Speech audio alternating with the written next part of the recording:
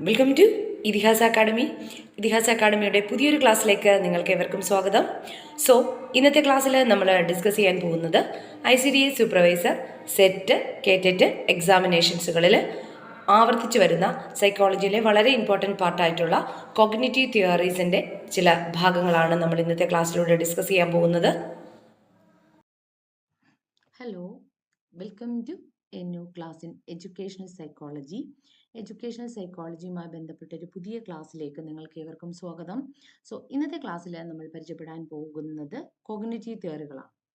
നമ്മൾ പ്രീവിയസ് ക്ലാസ്സിലൊക്കെ തന്നെ ലേണിംഗ് തിയറീസുകളായിട്ടുള്ള behaviourism, then gestalt psychology and insight theory of learning, and then വന്ന ഇൻസൈറ്റ് തിയറി ഓഫ് ലേണിംഗിൽ തന്നെ കട്ട്ലവിൻ്റെ ഫീൽഡ് തിയറി നമ്മൾ കഴിഞ്ഞ ക്ലാസ്സിൽ പരിചയപ്പെട്ടു. സോ അപ്പോൾ ഇന്നത്തെ ക്ലാസ്സിൽ നമ്മൾ പരിചയപ്പെടാൻ പോകുന്ന കോഗ്നിറ്റീവ് തിയറിയാണ്. നിരവധി കോഗ്നിറ്റീവ് തിയറിസ്റ്റുകളുണ്ട്. അതിൽ എടുത്തു പറയുന്ന ഒരു വ്യക്തിയാണ്, വളരെ പ്രശസ്തനായിട്ടുള്ള വളരെ ഫേമസ് ആയിട്ടുള്ള ഒരു വ്യക്തിയാണ് ജിൻ പിയാഷയുടെ കോഗ്നിറ്റീവ് ഡെവലപ്മെന്റ് തിയറി. അപ്പോൾ ഈ ഒരു ഫീൽഡിൽ വളരെ ഇമ്പോർട്ടൻ്റ് ആയിട്ടുള്ള കോഗ്നിറ്റീവ് തിയറിസ്റ്റുകളുണ്ട്. Jerome Bruner, David Ausubel, Richard Suchman, okay, ഇത്രയും വ്യക്തികളുണ്ട്. ഇതിൽ നമ്മൾ ഇന്ന് പഠിക്കാൻ പോകുന്ന ജിൻ പിയാഷയുടെ തിയറി ഓഫ് കോഗ്നിറ്റീവ് ഡെവലപ്മെന്റ് ആണ്. ഓക്കെ, നമുക്ക് നോക്കാം അദ്ദേഹത്തിന്റെ ബയോഗ്രഫിയിലേക്ക് നമുക്ക് കടക്കാം. So he was born on 1896 August. അപ്പോൾ ജിൻ പിയാഷെ ജനിച്ചിട്ടുള്ളത് 1896 ഓഗസ്റ്റ് മാസത്തിലാണ്. is died in 1980 September 16, 1980 September മാസം 16 അദ്ദേഹം മരണപ്പെട്ടു. അദ്ദേഹം ഒരു സ്വിസ് ബയോളജിസ്റ്റും ഫിലോസഫർ ആൻഡ് സൈക്കോളജിസ്റ്റ് ആയിരുന്നു. പിയാഷെ had a background in both biology and philosophy, and that's ideas that concept from both of these discipline influence his theorist also and research of the child's development theory. അപ്പോൾ അദ്ദേഹം ഒരു Swiss ബയോളജിസ്റ്റും ഫിലോസഫറും സൈക്കോളജിസ്റ്റും ആയിരുന്നു. പിയാഷെയുടെ ആ ഒരു background ബയോളജിയിലും തത്വചിന്തയിലും ഒക്കെ തന്നെ അദ്ദേഹത്തിനുള്ള ആ ഒരു ബാക്ക്ഗ്രൗണ്ട് അല്ലെങ്കിൽ അറിവ് ഒക്കെ തന്നെ അദ്ദേഹം കൊണ്ടുവന്ന പല തിയറിയിലും സ്വാധീനം ചെലുത്തിയിട്ടുണ്ട്. Okay, and also the research and child development, കുട്ടിശിശു വികസനത്തിലും അദ്ദേഹം കൊണ്ടുവന്ന പല തിയറിയിലും അദ്ദേഹത്തിനുള്ള ഈ ബയോളജിയിലും തത്വചിന്തയിലുമുള്ള ആ ഒരു പരിജ്ഞാനം നമുക്ക് റിഫ്ലക്റ്റഡ് ദാറ്റ് ഹിസ് ഐഡിയാസ്. ആ ഒരു ഐഡിയാസിനെ നമുക്ക് റിഫ്ലക്ട് ചെയ്ത് കാണാൻ കഴിയും, ഇല്ലെങ്കിൽ ആ ഒരു ഇൻഫ്ലുവൻസ് നമുക്ക് സ്വാധീനം ചെലുത്തിയിട്ടുണ്ട്. It is also known as a father of child psychology. അദ്ദേഹത്തെ ചൈൽഡ് സൈക്കോളജിയുടെ പിതാവ് എന്നാണ് അറിയപ്പെടുന്നത്. ആൻഡ് ജിൻ പിയാഷെ had one of the earliest voice in the field of child psychology. ശിശു മനഃശാസ്ത്ര ലോകത്തിൽ ആദ്യമായിട്ടൊരു ശബ്ദം ഉയർന്നു കേട്ടത്, ഈ ഒരു രംഗത്ത് ആദ്യ ശബ്ദം ഉയർന്നു കേട്ടത് ആരിലൂടെയായിരുന്നു? ജിൻ പിയാഷെയിലൂടെയായിരുന്നു. ഓക്കെ, സോ ഇത്രയും കാര്യങ്ങൾ നിങ്ങൾക്ക് വളരെ വ്യക്തമായിട്ട് തന്നെ മനസ്സിലായിട്ടുണ്ടാകും എന്ന് കരുതുന്നു. അപ്പൊ നമ്മളിവിടെ പഠിച്ചിട്ടുള്ളത് അദ്ദേഹത്തിന്റെ ഒരു ബയോഗ്രഫിയാണ് ജിൻ പിയാഷെയുടെ. Okay, then is most known for his ideas that help explain how children develop intellectually. അപ്പൊ അദ്ദേഹത്തിന്റെ തിയറിയിൽ അദ്ദേഹം പറയാൻ ആഗ്രഹിച്ചത് ഇത്രയുമാണ്: കുട്ടികളിൽ എങ്ങനെയാണ് ബൗദ്ധിക വികസനം, കോഗ്നിറ്റീവ് ഡെവലപ്മെന്റ് സാധ്യമാകുന്നത്. പിയാഷെ called this general theoretical framework. പിയാഷെ അദ്ദേഹത്തിന്റെ തിയറി വിളിച്ചിരിക്കുന്ന പേരെന്താണ് കുട്ടികളെ? അദ്ദേഹത്തിന്റെ തിയോററ്റിക്കൽ ഫ്രെയിംവർക്കിനെ വിളിച്ച പേര് ജനറ്റിക് എപ്പിസ്റ്റമോളജി എന്നായിരുന്നു. വൈ, എന്തുകൊണ്ടാണ് അങ്ങനെ വിളിക്കാൻ കാര്യം എന്ന് പറഞ്ഞാൽ, ഈ have A background of biology. അദ്ദേഹത്തിന് ജീവശാസ്ത്രത്തിൽ പരിജ്ഞാനം ഉണ്ടായിരുന്ന ഒരു വ്യക്തിയാണ് ജിൻ പിയാഷെ. അതുകൊണ്ട് തന്നെ അദ്ദേഹത്തിന്റെ സൈദ്ധാന്തിക വികസനത്തെ വിളിച്ചിരുന്ന പേര് എന്തായിരുന്നു? Genetic epistemology. His general theoretical framework is called the genetic epistemology. മനസ്സിലായിട്ടുള്ള, because he was primarily interested in how knowledge develop the human organism. ഒരു മനുഷ്യനിൽ എങ്ങനെയാണ്, അല്ലെങ്കിൽ ഹ്യൂമൻ ബീയിങ്സിൽ, ഹ്യൂമൻ ഓർഗാനിസത്തിൽ എങ്ങനെയാണ് അവന്റെ അറിവ് വികസിതമാക്കുന്നത്, അല്ലെങ്കിൽ കോഗ്നിറ്റീവ് ഡെവലപ്മെന്റ് ഉണ്ടാകുന്നത് എങ്ങനെ, ഇതിനായിരുന്നു അദ്ദേഹം വളരെയധികം interest given to that field also. Okay, then there is a comparison between behaviorist theory and cognitive theory. ഇനി നമ്മൾ പരിചയപ്പെടാൻ പോകുന്നത് നമ്മൾ ഇത്രയും നേരം പഠിച്ചുകൊണ്ടിരുന്ന ബിഹേവിയറിസ്റ്റ് തിയറി ഓൾറെഡി നിങ്ങൾക്ക് പരിചയപ്പെടാൻ കഴിഞ്ഞു. നിങ്ങൾക്ക് അറിയാമായിരിക്കാം, നമ്മൾ സ്റ്റിമുലസുകൾ കൊടുത്ത് കുട്ടികളിൽ നിന്ന് റെസ്പോൺസുകൾ നേടിയെടുക്കുന്നു. അവിടെ നമ്മൾ ഒബ്സർവേഷൻ ആണ്, നിരീക്ഷണത്തിനാണ് പ്രാധാന്യം. So in the behaviorist theory, teacher is the one who teach plans, present language, item, exercise, make students repeat drill and give correct language forms. അതായത് നമ്മളിവിടെ ഒരു വ്യവഹാര സിദ്ധാന്തത്തിൽ എടുക്കുകയാണെങ്കിൽ ടീച്ചേഴ്സിനാണ് പ്രാധാന്യം. ടീച്ചേഴ്സ് കൊടുക്കുന്ന സ്റ്റിമുലസുകൾക്ക് അനുസരിച്ച് അവർ റെസ്പോണ്ട് ചെയ്യുന്നു. അല്ല, അതിനാണ് നമ്മളവിടെ പ്രാധാന്യം കൊടുത്തിട്ടുള്ളത്. അവിടെ നമ്മൾ എന്താ പറഞ്ഞ ബിഹേവിയറിസ്റ്റ് തിയറിയിൽ സിദ്ധാന്തത്തിൽ പഠിക്കുന്നതും ആസൂത്രണം ചെയ്യുന്നതും ഭാഷാ ഇനങ്ങളും ഒക്കെ തന്നെ അല്ലെങ്കിൽ ഡ്രിൽസുകളൊക്കെ തന്നെ അവതരിപ്പിക്കുന്നതും വിദ്യാർത്ഥികളെ എന്താ പറയുന്നത് ആവർത്തിച്ചുകൊണ്ട് റിപ്പീറ്റ് ചെയ്തുകൊണ്ട് ഡ്രില്ലിനെ പരിശോധിപ്പിക്കുന്നതും ഒക്കെ തന്നെ ആരാ? അധ്യാപകരാണ്. ഇവിടെ നമ്മളൊരു എന്താ പറയുന്നത് വെച്ചാൽ ഒരു ടീച്ചർ സെന്റേർഡ് അപ്രോച്ച് എന്ന് വേണമെങ്കിൽ പറയാം. That is the behaviourism. But in the cognitive theory, teacher is the one who create opportunities for learning to occur with the help of the learner data processing mechanism. ഇവിടെ കുട്ടികൾ data processing mechanism അവരുടെ അറിവിനെ അവർ നേടിയെടുക്കുന്ന ഘട്ടത്തിൽ teachers give opportunity, അവർക്ക് വേണ്ടിയിട്ടുള്ള അനുയോജ്യമായിട്ടുള്ള ഒരു പരിസ്ഥിതി സൃഷ്ടിച്ചു കൊടുക്കുന്ന ടീച്ചറാണ്. അല്ലാതെ അവരെ അറിവിനിലേക്ക് നയിക്കുന്നവർ മാത്രമാണ്. She is only a facilitator, she is only a motivator, she is only a guide also. That is the cognitive തിയറിയുടെ കോഗ്നിറ്റീവിസത്തിൻ ഫോളോ ചെയ്യുന്ന ഒരു ക്ലാസ് റൂമിൽ as a teacher, what is the main role of the teacher in the cognitive theory? Is only a facilitator and he is only a motivator and she is only a guide. Her അല്ലെങ്കിൽ അവരുടെ his teacher role in the cognitive theory is the behind the curtain also.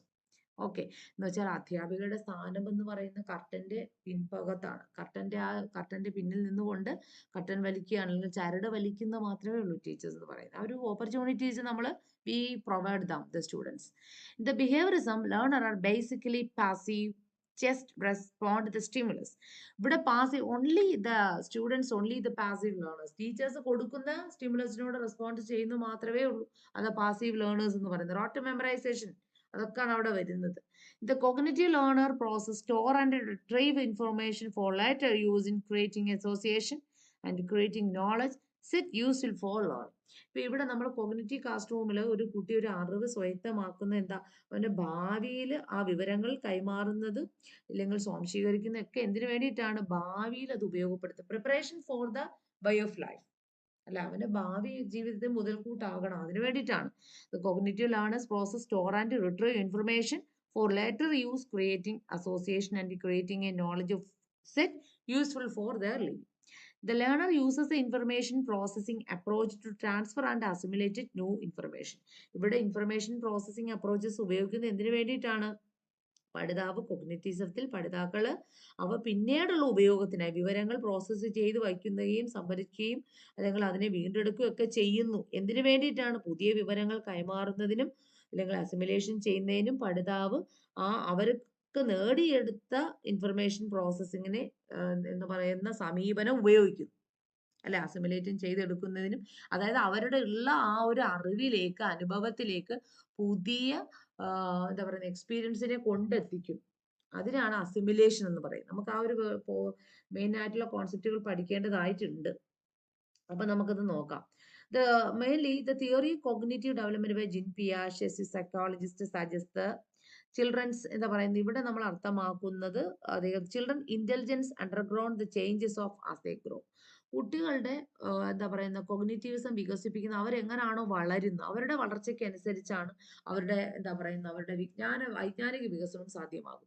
ഒരു കുട്ടിയുടെ ജനനം മുതൽ അവന്റെ adolescence, അവന്റെ ഇങ്ങനെ വരെ നീണ്ടു നിൽക്കുന്ന അഡോളസൻസ് വരെ നീണ്ടു നിൽക്കുന്ന ഒരു കറക്റ്റ് പീരിയഡൈസേഷൻ, ഒരു മീൻസ് ഒരു പീരീഡ് അനുസരിച്ചാണ് കോഗ്നിറ്റീവ് ഡെവലപ്മെന്റ് ഉണ്ടാകുന്നു എന്നാണ് ജിൻ പിയാഷെ അർത്ഥമാക്കിയിട്ടുള്ളത്. മനസ്സിലാകും. As A result of the argument that the learner is the centre of the learning. അപ്പൊ ഇവിടെ ബിഹേവിയറിസവും കൊഗ്നിറ്റീവിസവും തമ്മിലുള്ള ആ ഒരു എന്താ പറയുന്ന കമ്പാരിസത്തിലൂടെ നമുക്ക് മനസ്സിലാക്കാൻ കഴിഞ്ഞത് ഇവിടെ നമ്മൾ പ്രാധാന്യം കൊടുക്കുന്ന learner is the central part of the learning teaching learning process. ലേണറിനാണ്, സ്റ്റുഡന്റിനാണ് പ്രാധാന്യം കൊടുക്കുന്നത്. ബിക്കോസ് അതെന്തുകൊണ്ടെന്ന് വെച്ചാൽ അപ്പോൾ അവന്റെ അറിവിനെ നോളജ് ബിക്കം എ കൺസ്ട്രക്റ്റിവിസം, അവന്റെ അറിവിനെ അവൻ നേടിയെടുക്കുന്നതാണ് ചെയ്യുന്നത്. ഇവിടെ നമ്മൾ ടീച്ചർ എന്ന് പറയുന്ന ഒരു ഗൈഡ് ഒരു എന്താ പറയുന്ന ഒരു ഗൈഡ് കൊടുക്കുന്നേ ഉള്ളൂ. അല്ലാതെ അവരോടൊപ്പം നിന്ന് അവന് സ്റ്റിമുലസ് കൊടുത്ത് response നേടിയെടുക്കുന്നത് ടീച്ചറല്ല. The idea that education is all round, എന്തുകൊണ്ടെന്ന് അങ്ങനെ പറയുന്ന കാര്യം, വിദ്യാഭ്യാസം എന്ന് പറയുന്നത് it is all round development of the individuals. The theory of cognitive development by Jean Piaget, the psychologist, suggested that children intelligence underground changes as they grow. അവർ കുട്ടികൾ വളരുന്നതിനനുസരിച്ച് അവരുടെ പ്രായനിലവാരത്തിനനുസരിച്ച് അവരുടെ വൈജ്ഞാനിക വികസനവും സാധ്യമാകും. Cognitive development is a children is not only related to acquiring knowledge, but also children need to develop a mental model of their surroundings world.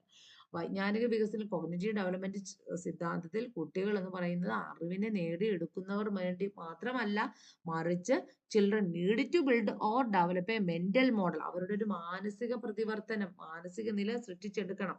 അതിനെ പറയുന്ന പേരെന്താണ് കുട്ടികളെ? ആ ഒരു മനോവ്യാപാരത്തിൽ അവരെ ഏർപ്പെടുത്തണം. എന്താ പറയുന്നത്? മെന്റൽ മോഡൽ അവൻ എത്തിച്ചേരണം. അതെന്തിലൂടെയാണ്? അവന്റെ സമൂഹത്തിൽ നിന്ന് ലഭിക്കുന്ന അറിവുകളിലൂടെ, അനുഭവത്തിലൂടെ, ദെയർ സറൗണ്ടിങ്സ് വേൾഡ്. ഇത്രയും മനസ്സിലായിട്ടുണ്ടല്ലോ. ഓക്കെ, ദെൻ നമുക്ക് നോക്കാം. അടുത്ത ഫേമസ് കോഗ്നിറ്റീവ് സൈക്കോളജിസ്റ്റുകളാണ് കുട്ടികളെ ജിൻ പിയാഷെ, ബ്രൂണർ, ഡേവിഡ് അസുബലർ, റിച്ചാർഡ് സച്ച്മാൻ. ഓക്കെ, ഇനി നമുക്ക് നേരെ വന്നിട്ട് മറ്റൊരു വളരെ ഇമ്പോർട്ടൻ്റ് ആയിട്ടുള്ള ഒരു ഘടകം കൂടി പഠിക്കാം. That is Ulric Richard Gustav Neisser. കേട്ടിട്ടുണ്ടോ നിങ്ങൾ? ഓൾറിച്ച് റിച്ചാർഡ് ഗസ്റ്റോവ് നെയ്സറിനെ. ഇതിനകത്ത് വന്നിട്ട് he was a German American psychologist ആണ് Ulric Richard Gustav Neisser. And he was also the Cornell University professor. Cornell യൂണിവേഴ്സിറ്റിയിലെ പ്രൊഫസർ കൂടിയായിരുന്നു. US-ലാണ് കേട്ടോ. കോർണൽ യൂണിവേഴ്സിറ്റി അവിടെ ഒരു പ്രൊഫസർ ആയിരുന്നു. And member of the US national assembly of science. US national assembly of സയൻസിന്റെ member ആയിരുന്നു. Cornell യൂണിവേഴ്സിറ്റിയുടെ പ്രൊഫസർ ആയിരുന്നു. Has been referred as the father of cognitive. അദ്ദേഹത്തെയാണ് ഫാദർ ഓഫ് കോഗ്നിറ്റീവ് സൈക്കോളജിയുടെ പിതാവ് എന്ന് അറിയപ്പെടുന്നത്. ഓൾറിച്ച് റിച്ചാർഡ് ഗസ്റ്റോവ് നെയ്സർ ആണ്. Neisser researched and wrote about perception and memory. അദ്ദേഹം തന്റെ പഠനത്തിൽ അദ്ദേഹത്തിന്റെ റിസർച്ചുകളൊക്കെ തന്നെ നടത്തിയിരുന്നത് എന്തിനു വേണ്ടിയിട്ടാണ് കുട്ടികളെ? വ്യക്തികളുടെ മെമ്മറിക്കും and also memory, thinking, problem solving. കേട്ടോ, ശ്രദ്ധിക്കുക. Perception, memory, problem solving, thinking, ഇതിനൊക്കെയായിരുന്നു അദ്ദേഹത്തിന്റെ കോഗ്നിറ്റീവ് സൈക്കോളജിയിൽ അദ്ദേഹം പ്രാധാന്യം കൊടുത്തിട്ടുള്ളത്. Okay, then the theory of cognitive development by Jean Piaget suggested that children intelligence undergone changes as they grow. അറിയാലോ, കുട്ടികളുടെ വളർച്ചയ്ക്ക് അനുസരിച്ച് അവരുടെ വൈജ്ഞാനിക വികസനവും നേടും. Cognitive development in children is not only related to acquiring knowledge. Children need to build or develop a mental model of their surroundings world. Jean Piaget is considered as the father of constructivism. അപ്പോൾ Jean Piaget ആണ് father of constructivism എന്ന് അറിയപ്പെടുന്നത്. അപ്പോൾ നമുക്കിനി എന്താണ് ഈ constructivism എന്ന് നമുക്ക് നോക്കാം. അപ്പൊ അദ്ദേഹത്തെയാണ് ഫാദർ ഓഫ് ചൈൽഡ് സൈക്കോളജി എന്ന് അറിയപ്പെടുന്ന ആര് തന്നെയാണ്? ജിൻ പിയാഷെ ആണ്. എന്ന് മാത്രമല്ല അദ്ദേഹത്തെയാണ് ഫാദർ ഓഫ് കൺസ്ട്രക്റ്റിവിസത്തിന്റെ പിതാവ് എന്ന് അറിയപ്പെടുന്നത് ജിൻ പിയാഷെ ആണ്. The constructivism is the theory that say learner construct knowledge rather than just passively task in information. എന്ന് വെച്ചാൽ എന്താ അർത്ഥമാക്കുന്നത്? കുട്ടികൾ വിവരങ്ങൾ നിഷ്ക്രിയമായി എടുക്കുന്നതിന് പകരം പഠിതാക്കൾ അറിവ് നിർമ്മിക്കുകയാണ് ചെയ്യുന്നത്. ഒരു നിഷ്ക്രിയത്വം, അല്ലെങ്കിൽ നമ്മൾ നിഷ്ക്രിയമായിട്ട് അറിവ് ഇങ്ങനെ പകർന്നു കൊടുക്കുന്നു, അവരെടുത്തുകൊണ്ട് പോകുന്നതല്ലേ നമ്മൾ കാണുന്ന ക്ലാസ് റൂമിൽ. പക്ഷെ ഇവിടെ അങ്ങനെയല്ല, കുട്ടി അറിവിനെ സ്വയം നിർമ്മിച്ചെടുക്കുന്നു. എന്തിലൂടെ? അതുകൊണ്ടാണ് പറഞ്ഞത് ബിക്കം എ ഡിസ്കവർ, ഇൻവെസ്റ്റിഗേറ്റർ എന്നൊക്കെ അർത്ഥത്തിലാണ് നമ്മൾ കുട്ടികൾക്ക് കൊടുക്കുന്നത്. As the people experience they would and reflect upon the experience they build their own representation. എന്ന് വെച്ചാൽ ആളുകൾ ലോകത്തെ അനുഭവിക്കുകയും ആ അനുഭവങ്ങളെ പ്രതിഫലിപ്പിക്കുകയും ഒക്കെ ചെയ്യുമ്പോൾ അവരുടെ സ്വന്തം പ്രാതിനിധ്യം എന്ത് ചെയ്യുന്നു? അവർ മനസ്സിലാക്കുകയും അവരുടെ മുൻകാല അറിവിലേക്ക്, മുൻകാല അറിവെന്ന് പറയുമ്പോൾ തന്റെ സ്കീമുകളിലേക്ക് പുതിയ വിവരങ്ങൾ ഉൾക്കൊള്ളുകയും ചെയ്യും. മനസ്സിലാവുന്നില്ല കുട്ടികളെ? അത് as the people experience world and reflect upon their experience they build their own representation and incorporate new information into pre existing knowledge. അപ്പോൾ incorporate new information to their pre existing knowledge, that is the scheme. Related to there are the process of assimilation and accommodation. അതായത് എന്താ കുട്ടികളെ അർത്ഥമാക്കുന്നു? അവരുടെ മുൻകാല അറിവിലേക്ക്, അതായത് സ്കീമയിലേക്ക് പുതിയ വിവരങ്ങൾ നമ്മൾ കൊണ്ടെത്തിക്കുകയാണ് ചെയ്യുന്നത്. അല്ലെ, മനസ്സിലാവുന്നില്ല? അപ്പോൾ അവരുടെ എല്ലാ അറിവിലേക്ക് നമ്മുടെ സ്കീമുകളെ കൊണ്ടെത്തിക്കുന്നു. പുതിയ അറിവിന് പുതിയ അനുഭവം കൊണ്ടെത്തിക്കുകയാണ് ചെയ്യുന്നത്. റിലേറ്റീവ് ദി ആർ ദ പ്രോസസ്സും. ഏതെല്ലാം പ്രോസസ്സിലൂടെയാണ് ഈ അറിവിന് നമ്മൾ നേടിയെടുക്കുന്നതെന്ന് പറഞ്ഞപ്പോഴത്തേക്കും സ്കീമുകളുണ്ട്, equilibration and also the reversibility, അല്ലെ. ദെൻ വരുവാണെങ്കിൽ ഡിസിക്വൽബറേഷൻ, അത് നമുക്ക് പഠിക്കാം. The assimilation refers to the process of taking new information and fitting in it an exciting scheme. അപ്പൊ അസിമുലേഷൻ എന്ന് പറയുമ്പോൾ പുതിയ വിവരങ്ങൾ എടുത്ത് നിലവിലുള്ള സ്കീമയിലേക്ക് കൂട്ടിച്ചേർക്കുന്നു. പുതിയ വിവരങ്ങൾ കൊണ്ടുവന്ന് നിലവിലുള്ള സ്കീമയിലേക്ക് കൂട്ടിച്ചേർക്കുന്നു. That is assimilation. ഇനി കൊണ്ടുവന്ന് അത് കൃത്യമായ സ്ഥാനത്ത് ഉറപ്പിക്കണം, അതാണ് അക്കോമഡേഷൻ എന്ന് പറയുന്നത്. അപ്പൊ നിലവിലുള്ള സ്കീമ പരിഷ്കരിക്കുന്നതിനും അതുപോലെ തന്നെ പുനർവികാസം ചെയ്യുന്നതിനും പുതുതായി നേടിയ വിവരങ്ങൾ ഉപയോഗിക്കുന്നതിനെയുമാണ് അക്കോമഡേഷൻ എന്നറിയപ്പെടുന്നത്. Assimilation refers to the process of taking new information and fitting into an exciting scheme. Accommodation refers to the using newly acquired information. അപ്പോൾ പുതിയതായി കിട്ടിയിട്ടുള്ള അറിവിനെ revise and develop into exciting schemas. പുതുതായിട്ട് നമ്മൾ നേടിയെടുത്ത പുതിയ വിവരങ്ങളെ ഉപയോഗിക്കുന്നതിനെയാണ് എന്തെന്നറിയപ്പെടുന്നത്. പുതിയ വിവരം നമ്മൾ ഉപയോഗിക്കും നമ്മൾ അറിവിലേക്ക്. നമുക്കറിയാം ഒരു ഡോഗിനെ കുറിച്ച് നമുക്കറിയാം, പക്ഷെ നമ്മൾ അതാണ് അസിമിലേഷൻ. ഡോഗിനെ കുറിച്ചുള്ള പുതിയ വിവരങ്ങൾ നമുക്ക് കിട്ടി, അത് അസിമിലേഷൻ. പക്ഷെ ആ വിവരങ്ങൾ നമ്മൾ എന്ത് ചെയ്യുന്നു, ആ വിവരങ്ങൾ ഉപയോഗപ്പെടുത്തിക്കൊണ്ട് ഒരു അല്ലെങ്കിൽ പുനർവികാസം ചെയ്യുമ്പോഴത്തേക്കാണ് അതിന് എന്ത് പറയുന്നത്, അക്കോമഡേറ്റ് എന്ന് വെച്ചാൽ സ്യൂട്ട് ആയിട്ടുള്ള ഭാഗത്തിലേക്ക് വന്ന് എത്തിച്ചേരും. ഓക്കെ, അതായത് സ്കീമുകൾ നമ്മുടെ വൈജ്ഞാനിക ഘടനയിൽ നമ്മുടെ കോഗ്നിറ്റീവ് സ്ട്രക്ചറിലെ വളരെ സ്യൂട്ടബിൾ ആയിട്ടുള്ള പ്ലേസസിലേക്ക് എന്ത് ചെയ്യുന്നു, ആ പ്ലേസസിലേക്ക് അഡോപ്റ്റ് ചെയ്യുന്നു, അല്ലെങ്കിൽ മീൻസ് അക്കോമഡേഷൻ ചെയ്യുന്നു. ഇതിനാണ് അക്കോമഡേഷൻ എന്ന് അറിയപ്പെടുന്നത്. വ്യക്തമായിട്ട് മനസ്സിലായിട്ടുണ്ടല്ലോ അസിമിലേഷൻ അക്കോമഡേഷനും. സോ സ്കീം എന്ന് പറയുന്നത്, schema is the basic unit of cognitives. നമ്മുടെ വൈജ്ഞാനിക ഘടനയുടെ അടിസ്ഥാനം തന്നെ സ്കീമുകളാണ്. And can be considered as the mental image of the experience involve organs. ഒരു വ്യക്തിയുമായിട്ട് ബന്ധപ്പെടുത്തിയിട്ടുള്ള അവന്റെ മാനസിക ബിംബം, ആ മാനസിക ബിംബത്തെയാണ്, മാനസിക നിലയാണ് നമ്മൾ എന്തെന്ന് പറയുന്നത്, സ്കീമുകൾ എന്ന് പറയുന്നത്, അല്ലെ. അതായത് ഈ ആശയം അദ്ദേഹത്തിന്റെ അതായത് ജിൻ പിയാഷയുടെ അഭിപ്രായത്തിൽ വൈജ്ഞാനിക ഘടനയുടെ അടിസ്ഥാനം, അല്ലെ, ഏകകം, നമ്മുടെ മാനസിക ബിംബത്തിന്റെ ഏകകം എന്ന് വെച്ചാൽ നമ്മളൊരു കണ്ണടയ്ക്കുന്ന പോലെയോ ടാറ്റ കാണിക്കുന്ന പോലെയോ ഒക്കെയാണ് സ്കീമുകൾ എന്നറിയപ്പെടുന്നത്. The individual acquire more and more experience, the number and complexity of the schema increase. A particular action involved where the sequence of schema is called the schema. So അപ്പോൾ ഒരു വ്യക്തി തന്റെ അനുഭവം വർദ്ധിക്കുന്നതോടുകൂടി തന്റെ സ്കീമുകളുടെ സ്വീക്വൻസും വർദ്ധിക്കും. The sequence of schema became more and also it is called the scheme. അപ്പൊ ഇങ്ങനെ അവന്റെ അനുഭവം വർദ്ധിക്കുമ്പോൾ ഉള്ള സ്കീമുകളുടെ ശ്രേണി ഉയരുകയും അതിനെയാണ് സ്കിം എന്ന പേരിൽ അറിയപ്പെടുന്നത്. ഇനി അദ്ദേഹത്തിന്റെ ഒരു വൈജ്ഞാനിക വികസനം സംഭവിക്കുന്ന പ്രക്രിയ മനസ്സിലാക്കുന്നതിന് വേണ്ടിയിട്ട് അദ്ദേഹം ബയോളജിക്കൽ അഡാപ്റ്റേഷൻ എന്നൊരു കോൺസെപ്റ്റ് ആണ് കൊണ്ടുവന്നത്. എന്താണ് കുട്ടികളെ, വൈജ്ഞാനിക വികസനം സംഭവിക്കുന്ന രീതി മനസ്സിലാക്കുന്നതിന് വേണ്ടിയിട്ട് അദ്ദേഹം കൊണ്ടുവന്ന എന്താണ്, ബയോളജിക്കൽ അഡാപ്റ്റേഷൻ. മനസ്സിലായിട്ടുണ്ടല്ലോ. The main principle of Jean പിയാഷെ ഇൻഫാന്റ് കോഗ്നിറ്റീവ് ഡെവലപ്മെന്റ്. ഒരു കുട്ടികൾ എങ്ങനെയാണ് വൈജ്ഞാനിക വികസനം സാധ്യമാക്കി എടുക്കുന്നത് എന്ന് പറയുന്നതിന് വേണ്ടി ജിൻ പിയാഷെ ബേസിക് ആയിട്ടുള്ള പ്രിൻസിപ്പിൾസ് കൊണ്ടുവന്നു. ഒന്ന് schema, disequilibration, equilibration, reversibility, assimilation and accommodation. അപ്പൊ ഇതിൽ ഓരോന്നായിട്ട് നമ്മൾ പഠിച്ചു. എന്താണ് സ്കീമുകൾ എന്ന് പഠിച്ചു. ഇനി നമ്മൾ ഇക്വിലിബ്രേഷൻ, സന്തുലനാവസ്ഥ എന്താണ് എന്നുള്ളതാണ് നമ്മൾ നോക്കാൻ പോകുന്നത്. എന്താ പറയുന്നത്, അതിനാണ് നമ്മൾ ഇക്വിലിബ്രേഷൻ, സന്തുലനം. പിന്നെ ഡിസ്ഇക്വിലിബ്രേഷൻ എന്ന് വെച്ചാൽ അസന്തുലനം. അപ്പൊ ഇക്വിലിബ്രേഷൻ എന്ന് പറയുമ്പോഴത്തേക്ക് the cognitive structure change from one stage to another എന്ന് വെച്ചൊരു stage to another by the process of equilibration. ഇക്വിലിബ്രേഷന്റെ ഫലമായിട്ട് നമ്മൾ ഒരു സ്റ്റേജസിൽ നിന്നും നമ്മുടെ കോഗ്നിറ്റീവ് സ്ട്രക്ചർ മറ്റൊരു സ്റ്റേജിലേക്ക് പോകുന്നു. Maintaining balance between child and his changing world. അപ്പൊ നമ്മളിവിടെ എന്താ ചെയ്യുന്നത്, കുട്ടിയും അവന്റെ മാറുന്ന പരിസ്ഥിതിയും തമ്മിലുള്ള സന്തുലനാവസ്ഥ നിലനിർത്തിക്കൊണ്ട് സമുതുലിത പ്രക്രിയയിലൂടെ, ഇക്വിലിബ്രേഷൻ പ്രോസസ്സിങ്ങിലൂടെ നമ്മുടെ വൈജ്ഞാനിക ഘടനയുടെ ഒരു ഘട്ടത്തിൽ നിന്നും മറ്റൊരു ഘട്ടത്തിലേക്ക് നമ്മൾ ചലിക്കുന്നു. ഇതാണ് ഇക്വിലിബ്രേഷൻ. ഇനി ഡിസ്ഇക്വിലിബ്രേഷൻ എന്ന് വെച്ചാൽ പിയാഷെ describe it simply as the why we see the world എന്ന് വെച്ചാൽ എങ്ങനെ അർത്ഥമാക്കുന്ന, വൈ വി സീ. ജിൻ പിയാഷെ നമ്മൾ എന്തിനെയാണ് ഡിസ്ഇക്വിലിബ്രേഷനിലേക്ക് എത്തിച്ചേരുന്നതെന്ന് അദ്ദേഹം പറയുന്നതെന്ന് വെച്ചാൽ നാം ലോകത്തെ കാണുന്ന രീതി. Why we see the world when the child experience matches that what they understanding and they are in the state of equilibration. നാം ലോകത്തെ കാണുന്ന രീതി എന്നാണ് പിയാഷെ അതിനെ വിശേഷിപ്പിച്ചത്. എന്ന് വെച്ചാൽ ഒരു കുട്ടിയുടെ അനുഭവം അവർ മനസ്സിലാക്കുന്ന കാര്യങ്ങളുമായി പൊരുത്തപ്പെടുന്നു. ഒരു കുട്ടിക്ക് ഒരു അനുഭവം ഉണ്ട്, പക്ഷെ അവന് പുതിയതായിട്ട് പഠിച്ച കാര്യങ്ങളുമായിട്ട് പൊരുത്തപ്പെടുത്തി എടുക്കുകയാണെങ്കിൽ അതാണ് ഡിസ്ഇക്വിലിബ്രേഷൻ, അല്ലെ. പൊരുത്തപ്പെടുത്തുകയാണ് നമ്മുടെ ലക്ഷ്യം. പൊരുത്തപ്പെടുമ്പോൾ മാത്രമേ ഇക്വിലിബ്രേഷൻ പ്രോസസ്സിൽ എത്തിച്ചേരത്തുള്ളൂ. പക്ഷേ മേ ബി ചില സമയങ്ങളിൽ ഈ പൊരുത്തക്കേടുകൾ നമുക്കുണ്ടാവും. അങ്ങനെ പൊരുത്തക്കേടുകൾ ഉണ്ടാകുമ്പോൾ അവർ സന്തുലനാവസ്ഥയിലാണ്. എന്താ പറയുന്നത്, അവർ സന്തുലനാവസ്ഥയിലാണ്.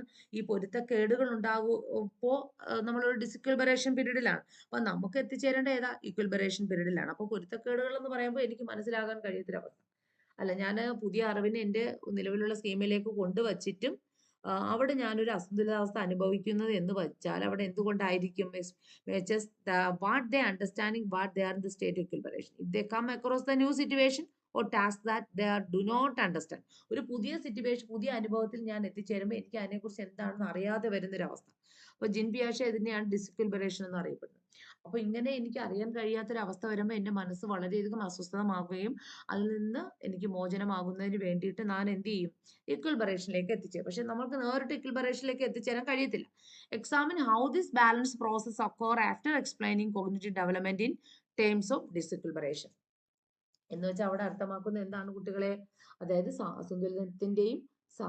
അസന്തുലിതത്തിൽ നിന്ന് സന്തുലനത്തിന് വേണ്ടിയിട്ടുള്ള പരിശ്രമത്തിന്റെയും അങ്ങനെ കൈവരിക്കുന്ന ഇക്വിലിബ്രേഷൻ പീരീഡിന്റെയും ഒരു അന്തിമ ഫലമായ ഒരു അനുകൂലത്തിന്റെയും അടിസ്ഥാനത്തിൽ. ഒരു അന്തിമ ഫലം എന്ന് പറയുന്നത് എന്താ അർത്ഥമാക്കുന്നത്, അതായത് സന്തുലന പ്രക്രിയ എങ്ങനെ സംഭവിക്കുന്നു എന്ന് മനസ്സിലാക്കുന്നതിന് ജിൻ പിയാഷെ അദ്ദേഹത്തിന്റെ അഭിപ്രായത്തിൽ വ്യക്തി മനോവ്യാപാരത്തിൽ ഏർപ്പെടുമ്പോഴാണ്, അല്ലെങ്കിൽ ഒരു ഇൻഡിവിജ്വലിനെ സംബന്ധിച്ചിടത്തോളം അവനൊരു മനോവ്യാപാരം എന്ന് വെച്ചാൽ മെന്റൽ ഓപ്പറേഷൻ, സൈക്കോളജിക്കൽ ഓപ്പറേഷനിലൂടെ അവൻ എത്തിച്ചേരുമ്പോൾ മാത്രമാണ് നമുക്ക് ഈ ഇക്വിലിബ്രേഷൻ പീരീഡിൽ എത്തിച്ചേരുന്നത്. According to him this possible when the individual engage in psychological operation.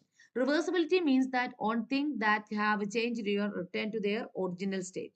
Well, others cannot. ഇനി നമുക്ക് ഇത് മനസ്സിലാക്കണമെങ്കിൽ എന്താണ് റിവേഴ്സിബിലിറ്റി എന്നൊരു പ്രവർത്തനം മനസ്സിലാക്കണം.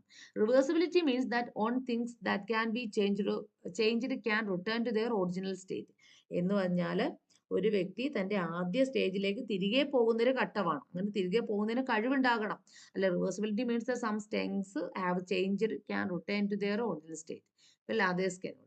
According to Jean Piaget, children develop reversibility during the concrete operational stage, which occur between the age of 7 to 12.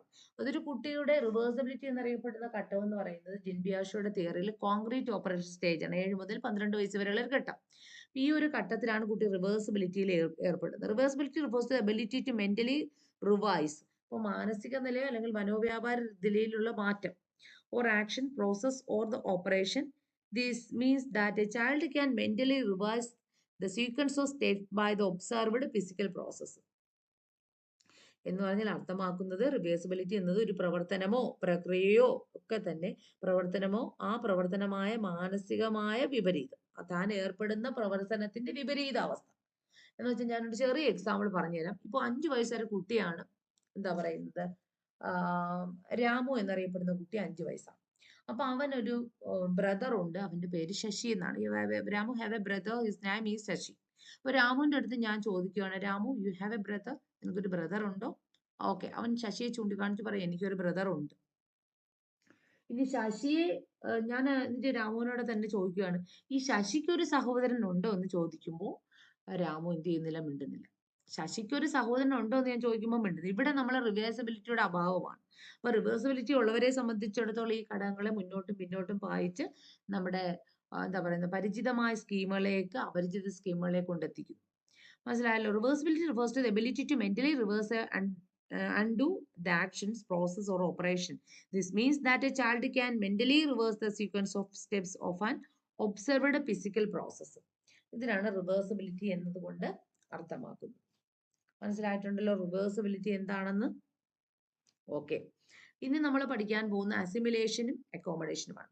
Assimilation അല്ലെങ്കിൽ accommodation എന്ന് പറയുമ്പോൾ നിങ്ങൾ അർത്ഥമാക്കുന്ന ഇത്രയുമാണ് കുട്ടികളെ. New information. New information is added to existing നോളജിലേക്ക് പുതിയ അറിവിനെ നമ്മൾ കൊണ്ടെത്തിക്കും. നമുക്ക് ഓൾറെഡി നമുക്ക് സ്കീമുകളും അനുഭവങ്ങളും ഉണ്ട്.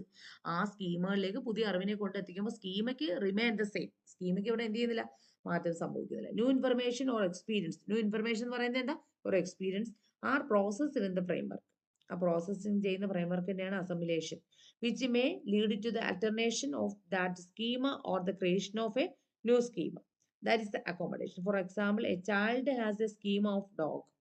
ഇവിടെ child has a schema of dog that include furry, forelegs and on tail. ഒരു കുട്ടിയെ സംബന്ധിച്ചിടത്തോളം അവന് നായ എന്താണെന്ന് അറിയാം, പക്ഷെ അതിൽ നിന്ന് അതാണ് അസിമിലേഷൻ. അതിലേക്ക് നമ്മൾ പുതിയ ഒരുപാട് അറിവിനെ കൊണ്ടെത്തിക്കുകയാണ് ചെയ്യുന്നത്. അപ്പൊ അവിടെ എന്താവും, അതിന് അക്കോമഡേഷൻ ആവും. പറഞ്ഞ മനസ്സിലായിട്ടുണ്ടല്ലോ? അപ്പൊ ആ ഭാഗവും കൂടി നമ്മൾ പഠിച്ചെടുക്കേണ്ടതാണ്. അപ്പോൾ അസിമിലേഷൻ എന്ന് വെച്ചാൽ new information is adding to exciting knowledge. നിലവിലുള്ള അറിവിലേക്ക് പുതിയ വിവരങ്ങൾ കൂട്ടിച്ചേർക്കുന്നു. അപ്പൊ സ്കീമുകൾ അതുപടി തന്നെ നിലനിർത്തുന്നു. ഇനി വരുന്ന എന്താണ്, അക്കോമഡേഷൻ ആണ്. എന്ന് പറയുമ്പോൾ new information change or replace exciting knowledge. പുതിയ അറിവുകൾ നിലവിലുള്ള വിവരങ്ങളെ നിലവിലുള്ള വിവരങ്ങളെ മാറ്റുകയും മാറ്റി സ്ഥാപിക്കുകയും ഒക്കെ ചെയ്യുന്നു. അതാണ് അക്കോമഡേഷൻ. പുതിയ സ്കീമുകൾ വികസിപ്പിച്ചെടുക്കാം. അപ്പൊ നമുക്ക് വേണമെങ്കിൽ നമ്മൾ പുതിയ സ്കീമുകൾ എന്ത് ചെയ്യാം, വികസിപ്പിച്ചെടുക്കാം എന്നുള്ളതാണ്. അപ്പൊ new information or experience as processed by the framework, that is assimilation. which may be lead to an alternation of that schema or the creation of new schema. That is accommodation. For example, a young child has a schema for dog that includes furry, four legs, and one tail. അപ്പോൾ അങ്ങനെ ഒരു കുട്ടി എന്താണ് ഒരു നായുമായിട്ട് ബന്ധപ്പെടുത്തിയ പുതിയ ഒരുപാട് അറിവിനെ സ്വാംശീകരിച്ചെടുക്കുന്നു. നായ എന്ന് പറയുമ്പോൾ രോമങ്ങളുണ്ട്, നാലുകാലുണ്ട്, ഒരു വാലുണ്ട്. ഇതാണ് നായ എന്നറിയപ്പെടുന്ന വിവരം. ഇതിനെയാണ് അസിമിലേഷൻ എന്നതുകൊണ്ട് അർത്ഥമാക്കുന്നത്. ഓക്കെ, ഇത്രയും മനസ്സിലായിട്ടുണ്ടാകും എന്ന് കരുതുന്നു. അപ്പോൾ നമ്മൾ ഇന്നത്തെ ക്ലാസ്സിൽ പഠിച്ചിട്ടുള്ളത് എന്തിനെ കുറിച്ചിട്ടായിരുന്നു? ജിൻ പിയാഷോയുടെ കോഗ്നിറ്റീവ് ഡെവലപ്മെന്റ് തിയറി. അവിടെ നമ്മൾ മെയിൻ ആയിട്ടുള്ള അദ്ദേഹത്തിന്റെ he follow the principle is like the സ്കീമകൾ നമ്മുടെ മാനസിക നിലയാണ്, മാനസിക basic building block of your mental structure, that is schema. Then വരുവാണെങ്കിൽ നമ്മൾ ഇക്വിൽബറേഷൻ ആൻഡ് ഡിസിക്വിൽബറേഷൻ, അസന്തുലിതാവസ്ഥയും പിന്നെ അതിൽ നിന്നുള്ള ഇക്വിൽബറേഷൻ പീരീഡ്. ആ സമയത്ത് നമുക്ക് അങ്ങനെ ഒരു ഇക്വിൽബറേഷൻ പീരീഡിൽ നിന്ന് ഡിസിക്വിൽബറേഷൻ പീരീഡിൽ നിന്ന് ഇക്വിൽബറേഷൻ പീരീഡ് പോകണമെങ്കിൽ with the help of the mental operation, നമ്മുടെ ഒരു സൈക്കോളജിക്കൽ മെന്റൽ ഓപ്പറേഷൻ, നമ്മുടെ മാനസിക നില എന്ന് പറയുമ്പോൾ എൻ്റെ അൺനോൺ ആയിട്ടുള്ള സ്കീമുകളിലേക്ക് നോൺ ആയിട്ടുള്ള സ്കീമുകളെ കൊണ്ടെത്തിക്കുന്നതിനുള്ളൊരു കഴിവ് എനിക്കുണ്ടായിരുന്നു, അങ്ങോട്ടും ഇങ്ങോട്ടും പായിക്കുന്നതിനുള്ളൊരു കഴിവ്. അതിനാണ് റിവേഴ്സിബിലിറ്റി എന്ന് അറിയപ്പെടുന്നത്. ഇപ്പൊ നമ്മൾ അക്കോമഡേഷൻ, അസിമിലേഷൻ, റിവേഴ്സിബിലിറ്റിയിലേക്ക് നമ്മൾ എത്തിച്ചേർന്നു. അങ്ങനെ നമ്മുടെ ഡിസിക്വിൽബറേഷൻ പീരീഡ് ഇക്വിൽബറേഷനിലേക്ക് ആക്കി തീർക്കുകയാണ് ചെയ്യുന്നത്. മനസ്സിലായിട്ടുണ്ടല്ലോ? മനസ്സിലാകും എന്ന് കരുതുന്നു. അപ്പോൾ അസിമിലേഷൻ എന്താണെന്നും അക്കോമഡേഷൻ എന്താണെന്നും തന്നെ നിങ്ങൾക്ക് വളരെ വ്യക്തമായിട്ട് തന്നെ മനസ്സിലായിട്ടുണ്ടാകും എന്ന് കരുതുന്നു. അപ്പോൾ ഇത്രയുമാണ് നമ്മൾ ഇന്ന് ഈ കോഗ്നിറ്റീവ് ജിൻ പിയാഷോ കൊണ്ടുവന്ന കോഗ്നിറ്റീവ് തിയറിയിൽ നമ്മൾ എടുത്ത് പഠിക്കേണ്ടിയിട്ടുള്ള ഭാഗം. ഇതുമായിട്ട് ബന്ധപ്പെട്ടിട്ടുള്ള ഒരു ക്ലാസ് അടുത്ത ഭാഗത്ത് നമുക്ക് പരിചയപ്പെടാം. Okay, thank you. വീഡിയോ ഇഷ്ടമായെങ്കിൽ ലൈക്ക് ചെയ്യുക, ഷെയർ ചെയ്യുക, സബ്സ്ക്രൈബ് ചെയ്യുക. ഈ കോഗ്നിറ്റീവ് തിയറിയുമായിട്ട് ബന്ധപ്പെടുത്തിയിട്ടുള്ള സെക്കൻഡ് പാർട്ട് മറ്റൊരു വീഡിയോയിൽ നമുക്ക് കാണാവുന്നതാണ്. So thank you.